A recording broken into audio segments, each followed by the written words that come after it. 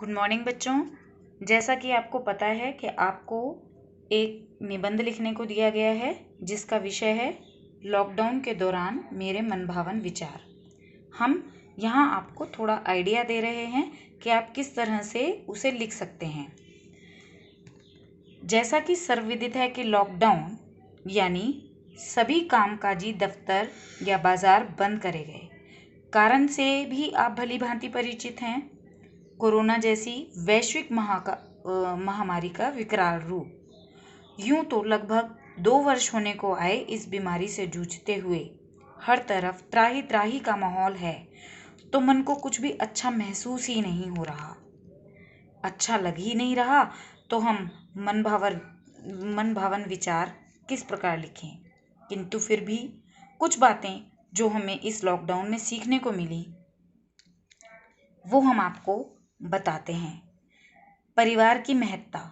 इस दौरान जब कोई घर से बाहर आ जा नहीं रहा था तो हमें अपने परिवार के साथ रहने का पूरा समय मिला। हमने साथ बैठकर खाना खाया, दादी से उनके समय के किस्से कहानियाँ सुनी, लूडो, सांप सीढ़ी, कैरम, शतरंज जैसे अनेक खेल खेले। मम्मी तो मानो मास्टर शेफ हो गई थी।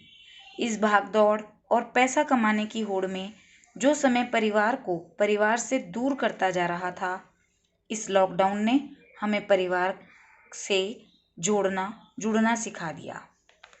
स्वच्छता से नाता जुड़ा। कोरोना के बचने के उपायों में मुंह पर मास्क लगाना और बार बार हाथ धोना बताया गया। हमने इस आदत को अपनाया और हम जान पाए कि यदि कोरोना से बचने के अलावा भी यह नियम हम जीवन में अपना लें तो प्रदूषण के कारण होने वाली कई शारीरिक बीमारियों से हम बच सकते हैं। योग से जुड़ाव।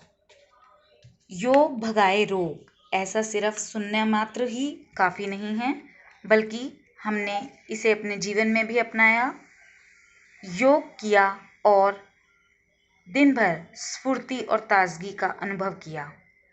प्रकृति की महत्ता को हम समझ पाए। मानव ने अपने निजी स्वार्थ हेतु वृक्षों का कटाव किया और नतीजा आप सबने देखा। वृक्ष ऑक्सीजन दाता हैं, हमें वृक्ष लगाने चाहिए।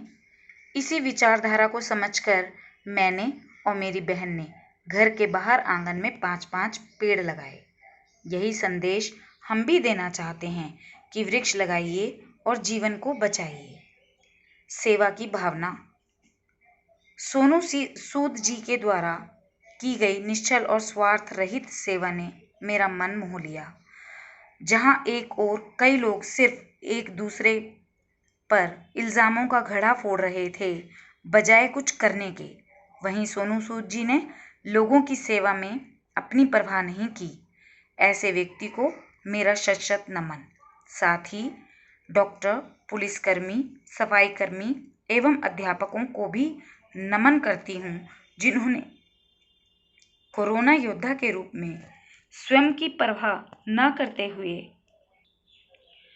देश हित को सामने रखा और हर प्रकार से देश एवं देशवासियों की सेवा का संभव प्रयास किया। कक्ष की कमी खलना।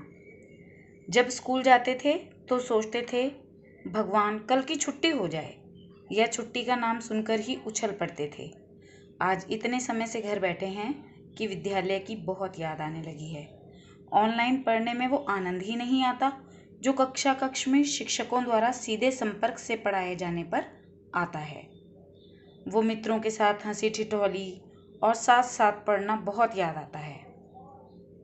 शुरू में ऑनलाइन क्लासेस में पढ़ना बहुत अच्छा लगा, लेकिन अब कक्ष के उस माहौल की महत्ता को हम जान गए हैं। सच में उचित शिक्षा हेतु उचित स्थान और माहौल कितना ज़रूरी है, यह अब हमें समझ आ चुका है। बाजार के खाने का, इसके अलावा आप और भी कई चीज़ें लिख सकते हैं, जैसे बाजार के खाने का जो प्रचलन आम हो गया था, जो हमारे शरीर के लिए घातक था और पेट की कई बीमारियों को आमंत्रण देने वाला भोजन है, वह हमने खाना बंद कर दिया। घर के भोजन को ही खाने लगे और वही अब स्वादिष्ट लगने लगा और स्वास्थ्य को हम समझ पाए और जान पाए। सबके लिए जहाँ एक और छुट्टी का माहौल है, पर माँ की तो छुट्टी ही नहीं है। वो हमेशा की तरह सबके लिए खुशी खुशी घर के काम कर रही हैं। इसमें आप प्रदूषण के लिए भी लिख सकते हैं, सड़कों पर ट्रैफिक या वाहनों से होने वाला जो धुआं था और वो प्रदूषण का कारक है, वह नहीं रहा तो वायुमंडल प्रदूषण रहित हो गया। यह कोरोना हमें बहुत कुछ सीख दे रहा है। उपरोक्त आदतें जहां हमारे मन को भा गईं, वहीं दुनिया भर में फैला कोरोना का मौत का तांडव हमारे हृदय को तोड़ रहा था। दिल को दहला देने वाली मौतें देखकर मन विचलित हो उठता था। अब तो हम प्रभु से प्रार्थना करते हैं कि इस हृदय विदारक बीमारी से हमें और इस दुनिया को छुटकारा दिलाए और फिर लोगों की खुशियों को वापस लौटा दे। धन्यवाद।